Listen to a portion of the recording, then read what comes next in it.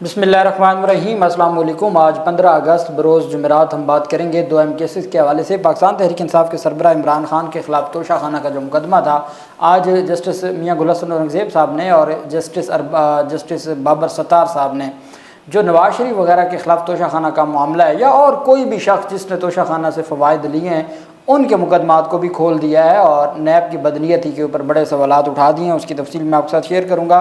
पाकिस्तान तहरीक इंसाफ के सरबराह की जानिब से गुफ्तगू की गई है, उसके ऊपर हम बात करेंगे। और 3 मज़ीद सीनियर अफसरान, रिटायर्ड अफसरान को गिरफ़्तार कर लिया गया है फैज़ हमीद केस में, उसकी तफसील भी मैं आपके साथ शेयर करूँगा। और काजी फाजीसा साहब की जानिब से जो एक अहम पेशरफ सामने आई है, 190 मिलियन पाउंड केस के हवाले से जो उन्होंने आज एक केस की समाअत के दौरान रिमार्क्स दिए, पाकिस्तान तहरीक इंसाफ और इमरान खान की बहनों का कल सुप्रीम कोर्ट जाने का ऐलान कर दिया गया है, उसके ऊपर भी हम बात करेंगे। आज 190 मिलियन पाउंड अलकादा ट्रस्ट केस की समाअत हुई है। जज नासिर जावेद राना साहब ने समाअत की है और जो तफ्तीशी अफसर है मियाँ उमर नदीम, उन पर आज 5वीं बार भी जिरा ना हो सकी। वकला सफाई की जानिब से समाअत मुलतवी करने की इस्तदा की गई। उन्होंने कहा कि अदालत ने नैब की बोर्ड मीटिंग से मुतल्लिक जो हमारी दरख्वास्त खारिज कर दी है, उसकी मुसद्दका नकूल, उसकी मुसद्दका अटेस्टेड कॉपीज़ हमें फ़राहम नहीं की जा रही। इस्लामाबाद हाई कोर्ट में हमारे मुतअद्दिद केसेस लगे हैं, लिहाजा समाअत मुलतवी की जाए। अदालत ने वकला सफाई को गुज़श्ता समाअत के ऑर्डर की मुसद्दका कॉपी फ़राहम करने की दरख्वास्त मंजूर कर ली। समाअत के दौरान बुशरा बीबी रोस्टम पर आ गई। उन्होंने अदालत को आगाह किया कि नैब ने नए तोशा खाना केस में मुझे सवालनामा दिया था, लेकिन जेल हुकाम मेरे कमरे से सारे कागजात उठा कर ले गए। मैं नैब के सवालनामे का जवाब तैयार कर रही थी। नैब वाले फिर कहते हैं कि ये शामिल तफ्तीश नहीं हो रहे। उसी के साथ अदालत ने डिप्टी सुपरिटेंडेंट को नैब के कागजात बुशरा बीबी को वापस करने की हदायत करते हुए समाअत मुलतवी कर दी। अब जो अदालत में बात की जाती है वो बाकायदा तौर पर उन्होंने इस्लामाबाद हाई कोर्ट में, चूँकि यही बात होती है कि आप शामिल तफ्तीश नहीं होते, तो वो बात उन्होंने अदालत के सामने बयान कर दी और अदालत को बताया कि हम तो जो सवालनामा दिया गया है उसको तैयार करके अदालत में जमा करवाने के लिए भी तैयार हैं, लेकिन ये हमारा सवालनामा गुमा देते हैं या उठा लेते हैं। साथ पाकिस्तान तहरीक इंसाफ के सरबराह इमरान खान की जानिब से जो आज गुफ्तगू की गई है वो इंतहाई अहम है। इमरान खान की जानिब से वाज़े किया गया है कि फैज़ हमीद के मामले से उनका कोई तल्लुक़ नहीं है और ये हमारे इदारों का या फ़ौज का अंदरूनी मामला है और अंदरूनी मामलात में, फ़ौज के अंदरूनी मामलात में हमारा कोई लेना देना नहीं है, या हम उसमें दखल अंदाज़ी या मुदाखलत नहीं करते, या हमें उससे कोई इंटरेस्ट नहीं है। उनकी जानिब से कहा गया कि साबिक आर्मी चीफ कमर बाजवा ने नवाज शरीफ और शहबाज शरीफ के कहने पर ISI के साबिक डायरेक्टर फैज़ हमीद को ओहदे से हटाया, जिस पर मेरी बाजवा के साथ तलख कलामी हुई थी। उन्होंने मीडिया से गुफ्तगू करते हुए कहा, आज अदालत में, कमरे अदालत में, जो अडयाला जेल में कमरा अदालत है, वहाँ पर इमरान खान को बातचीत करने से जब रोका गया तो डिप्टी सुपरिटेंडेंट अडयाला जेल के साथ तलख कलामी हुई इमरान खान की, और इमरान खान ने कहा मुझे आप नहीं रोक सकते, ये ओपन कोर्ट है और ओपन कोर्ट में मैं मीडिया से बात कर सकता हूँ। इमरान खान ने कहा कि फ़ौज फैज़ हमीद से तफ्तीश कर रही है, ये उनका अंदरूनी मामला है, मुझे उनसे इससे क्या है। साबिक DG ISI का एहतसाब कर रहे हैं, अच्छी बात है, लेकिन फिर ये सब का एहतसाब करें। इमरान खान ने कहा कि ISI की रिपोर्ट्स थी कि मौजूदा स्पीकर पंजाब असम्बली मलिक अहमद खान हर वक्त बाजवा के पास बैठे रहते थे। साबिक वज़ीर आज़म ने कहा कि कमर बाजवा ने नवाज शरीफ और शहबाज शरीफ के कहने पर फैज़ को हटाया था। कमर बाजवा ने अपनी एक्सटेंशन के लिए मेरी हुकूमत गिराई। नवाज शरीफ और शहबाज शरीफ की शर्त थी कि फैज़ हमीद को हटाएँ। इमरान खान ने कहा कि फैज़ हमीद को हटाने पर मेरी कमर बाजवा से सख्त तलख कलामी हुई थी। वज़ीर दिफा ख्वाजा आसिफ ने कमर बाजवा की एक्सटेंशन की बात करके मेरे मौक़िफ़ की तायीद की है। उन्होंने कहा, ख्वाजा आसिफ ने कहा है कि फैज़ हमीद का 9 मई के वाक़यात से बरह रास्त ताल्लुकात हैं। सारा मामला मेरी गिरफ़्तारी से शुरू हुआ है, इसकी तफ्तीश क्यों नहीं की जा रही? अगर 9 मई फैज़ हमीद ने करवाया तो इसकी तहकीकात होनी चाहिए। 9 मई दरअसल लंदन प्लान का हिस्सा था। उनका कहना था जहाँ जहाँ आग लगी वहाँ की CCTV फुटेजेस कैसे गायब हो गई। CCTV फुटेजेस सामने लाएं और हमें कसूरवार साबित करें। जिसने मेरी गिरफ्तारी का ऑर्डर दिया वही साजिश में मुलव्वस है। Chief election commissioner, chief justice of Pakistan, chief justice Islamabad high court London plan का हिस्सा थे। काजी फाजीसा को फैज़ाबाद कमीशन और भुट्टो का केस याद आ गया। हमारी 8 फरवरी की तहकीकात की पिटीशन याद ना आई। साबिक वज़ीर आज़म ने कहा कि फैज़ हमीद को इसलिए मैंने नहीं हटाना चाहता था क्योंकि वो तालिबान और अफ़गान हुकूमत के साथ मसरूफ़ थे। वो पाकिस्तान में दहशतगर्दी ख़त्म करने का सुनहरी मौका था।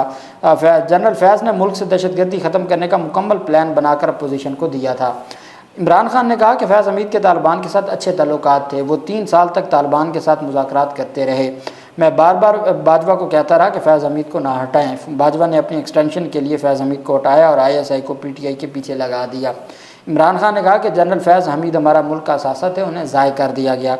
हमें कहते हैं कि हमने तालिबान के साथ मुआहदे किए और उन्हें वापस लाकर ठहराया। अगर ऐसी बात है तो अब क्रॉस बॉर्डर दहशतगर्दी क्यों हो रही है? साबिक वज़ीर आज़म ने कहा हमारे दौर में क्यों दहशतगर्दी नहीं हुई? फैज़ ज़िल्म खलीलज़ाद और तालिबान को मेरे पास लेकर आया था। अब जितनी दहशतगर्दी हो रही है उसका ज़िम्मेदार बाजवा को ठहराता हूँ। आज तमाम तालिबान हमारे ख़िलाफ़ हो चुके हैं, रोज़ाना हमारे फ़ौजी शहीद हो रहे हैं। आप जो मर्ज़ी ऑपरेशन कर लें, ये सरहद क्रॉस करके दूसरी जानब चले जाएंगे, दोबारा वापस आ जाएंगे। इमरान खान ने कहा कि मखसूस नशिस्तों के फैसले पर अमल दरामद ना करके ये आइन की तीसरी मरतबा खिलाफ वर्जी कर रहे हैं। पाकिस्तान तहरीक इंसाफ को मखसूस नशिस्तें ना देने और आइन की खिलाफ वर्जी पर मैं पार्टी को अभी से तैयार कर रहा हूँ।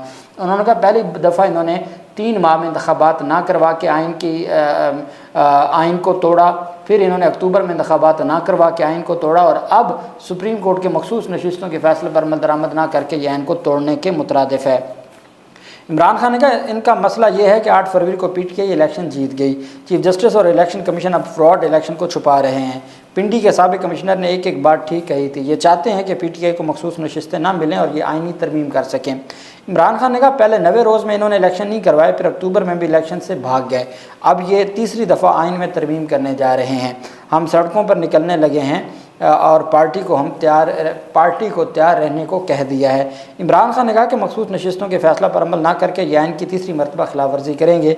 पीटीआई को मखसूस नशिस्तें ना देने और आइन की खिलाफ वर्जी पर मैं पार्टी को अभी से तैयार कर रहा हूँ और हमारी पार्टी तैयार है और हम पूरे पाकिस्तान में निकलेंगे। ये पाकिस्तान तहरीक इंसाफ के सरबराह की जानिब से वाज़ेह मौक़िफ़ अपनाया गया।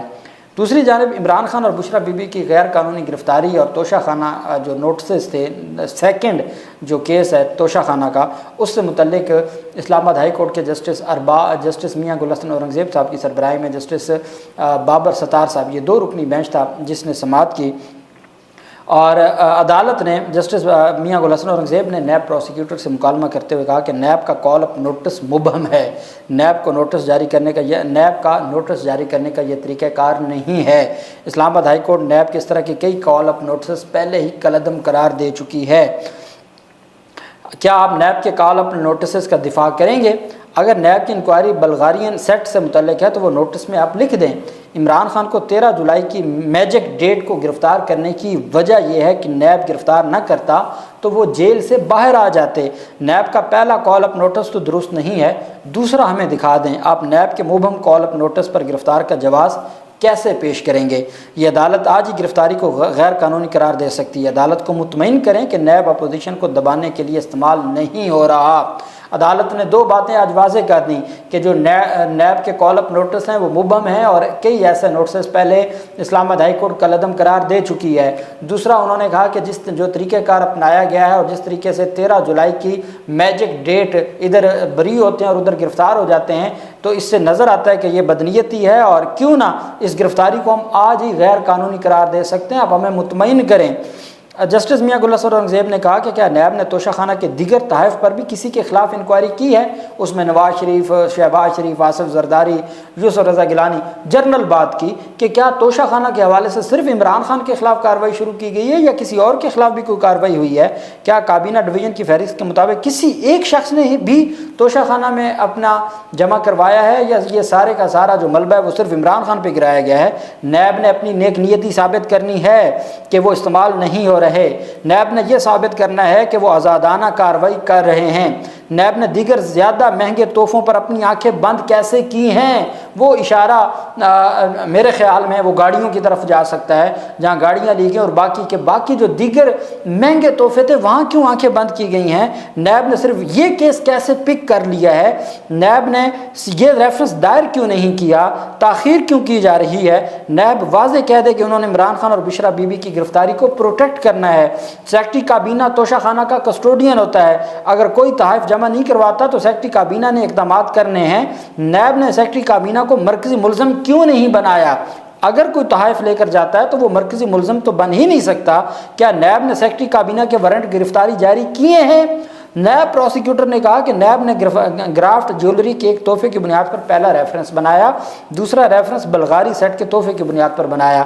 जस्टिस बाबर सत्तार ने कहा कि चेयरमैन नैब दीगर 56 तहफ़ को अलग से केस के लिए भी रख सकते हैं। नैब प्रोसिक्यूटर ने कहा जी, कानून में इस हवाले से कोई पाबंदी नहीं है।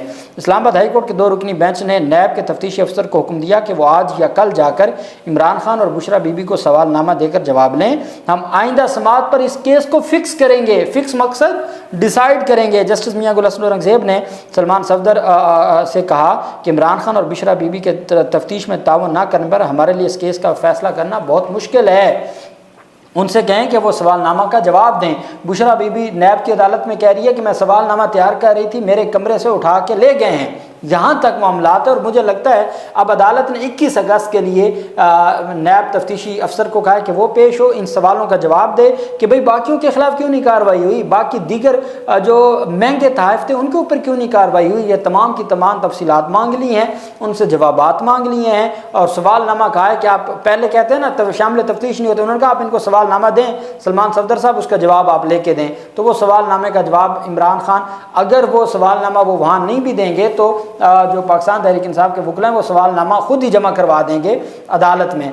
तो 21 अगस्त को ये डिवीज़न बेंच तोशाखाना का केस ना सिर्फ गिरफ्तारी का कदम करार देने जा रहा है और आज वाज़े इशारा दे दिया है, बल्कि जो कॉल अप नोटिस हैं और पूरी कार्रवाई है वो कलदम होने जा रही है। और तीसरा भाई बकिया के ख़िलाफ़, सेक्रेटरी काबीना के ख़िलाफ़, जो बाकी लोग हैं जिन्होंने महंगे तहफ़ लिए हैं, मुख्तलिफ जो नवाज शरीफ वगैरह हो सकते हैं, उनके खिलाफ कार्रवाई क्यों नहीं की, ये सारा मामला भी खुल गया है। अच्छा, आज एक केस की समाअत के दौरान चीफ जस्टिस काजी फैसल साहब ने रिमार्क्स दिए कि अवाम के 190 मिलियन पाउंड्स किसी और को दे दिए गए, एक तो चोरी करो फिर हुकूमत भी इस चोरी पर पर्दा डालती है। इन 190 मिलियन पाउंड्स वालों से कोई क्यों नहीं पूछता। इस वक्त की हुकूमत ने बरतानिया से मिलने वाले पैसे ताकतवर शख्सियत को दे दिए, बरतानवी हुकूमत ने पैसे वापस भिजवाए मगर उसी चोरी करने वाले शख्स को वापस कर दिए गए। अब जब एक मामला ज़ेर इल्तवा है और फाइनल स्टेज पर है 190 मिलियन पाउंड का केस, पहले सुप्रीम कोर्ट ने इस मामले पर अल-मशरिक बैंक को बुलाया, अल-मशरिक बैंक ने कह दिया जी वो पैसे उनके थे, उन्होंने ही देने थे। उसके बावजूद फैसले में लिखा गया 190 मिलियन पाउंड का, काजी फैसल साहब ने वो फैसला जारी किया था, उस फैसले को हवाला बनाया गया। नैब ने 190 मिलियन के रेफरेंस में उस फैसले की जो ऑब्जर्वेशंस हैं उसको फैसले का हिस्सा बनाया था। अब पाकिस्तान तहरीक इंसाफ ने यह कहा है कि इमरान खान की बहन की जानिब से कहा गया है कि कल चीफ जस्टिस काजी फैज़ल ईसा की अदालत में मैं पेश होंगी।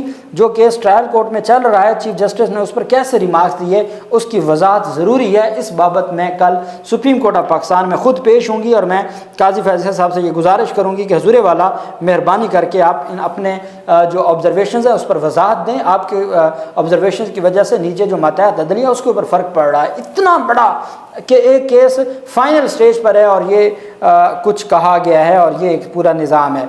दूसरी जानिब फैज़ हमीद की गिरफ्तारी का तो हम सबको इल्म है। आज जो ISPR की जानिब से कहा गया है कि फैज़ हमीद के केसेस को मद्देनज़र रखते हुए और उनका जो मुख्तलिफ सियासी लोगों के साथ मामलात थे या जो मुख्तलिफ चीज़ें थी उनको मद्देनज़र रखते हुए मज़ीद 3 अफसरान को गिरफ़्तार कर लिया गया है।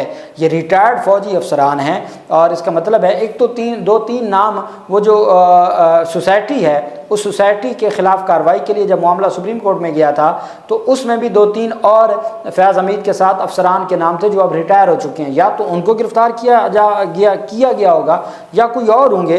ISPR ने बताया है कि मज़ीद 3 रिटायर्ड फ़ौजी अफसरान को तहवील में ले लिया गया है। रिटायर्ड अफसरान और उनके साथियों के ख़िलाफ़ तफ्तीश जारी है। तीनों अफसरान को फैज़ हमीद के कोर्ट मार्शल के सिलसिले में तहवील में लिया गया है। तीनों रिटायर्ड अफसरान मिलिट्री डिसिप्लिन की खिलाफ वर्जी के मुर्तकिब हुए हैं।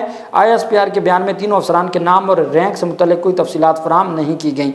अब क्या कोई कमर बाजवा के हवाले से कोई मामला है या वो जो 2-3 अफसरान थे, मेरे ख्याल में, मेरी ज़ाती राय है कि जो सुप्रीम कोर्ट में वो पिटीशन दायर हुई थी चकवाल वाली सोसाइटी की, उस सोसाइटी में फैज़ हमीद के नीचे 2-3 और अफसरान के भी नाम थे। हो सकता है कि उनको गिरफ़्तार किया गया हो।